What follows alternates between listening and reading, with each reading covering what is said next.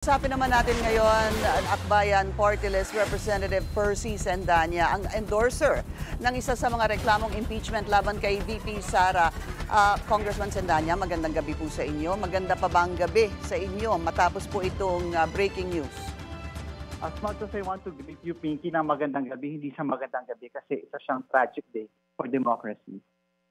Tatlo po yung impeachment complaint na ilang beses ko na rin pong na-discuss, no? December 2, yung unang final, December 4, yung pangalawang final, December 19. Balikan ko lang po, kayo ho ba yung sa first impeachment complaint noong December 2 Yes. or second noong December 4? Tayo yung na-endorse ng first impeachment complaint ng mga private citizens na naghahain noong ating unang impeachment complaint noong December 2. So tayo yung una. Congressman, sa totoo lang ho ba, hindi ba kayo kahit papano nangamba nung pinag-uusapan na itong posibleng nagkaroon ng violation dahil hindi umano na-include sa order of business within 10 session days itong impeachment complaint na nakasaad sa Article 11, Section 3 ng Constitution. Balikan po natin ang unang impeachment December 2, the second December 4, and the third December 19. Pero yung pang-apat po ay February 5 na po.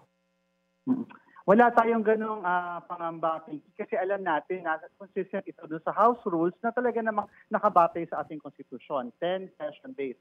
At saktong-sakto yung bilang. Kaya nga, tayo din ay naging pumirma doon sa ika-4 na impeachment complaint kasi sinasalamin ito para siyang summation noong tatlong naunang impeachment complaint. Hindi ho kaya yung tinatanong po ng Korte Suprema, hindi ho ba humingi ang Korte Suprema sa House Prosecution Panel ng mga dokumento, kailan final yung unang complaint, yung pangalawa, yung pangatlo, how long was it in the desk of the Secretary General, kailan ho ba itinransmit ito, etc. Nung nagkaroon na po ng ganung mga impormasyon na hinihingi ang Korte Suprema sa House, nagkaroon din ho ba kayo ng kahit na konting pangamba na baka matalo po itong impeachment complaint na finorward sa Senado? Siguro of all people dun sa House of Representatives, ako yung unang dapat na makaramdam ng ganon kasi tayo yung unang endorser.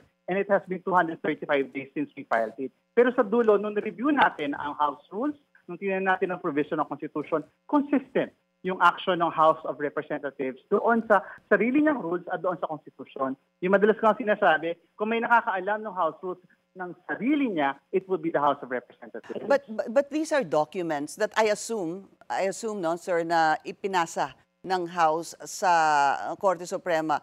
But again, we can just assume that the Supreme Court ruled that it didn't make it doon sa 10. It did not make it doon sa inclusion within 10 business days. What do you say to that?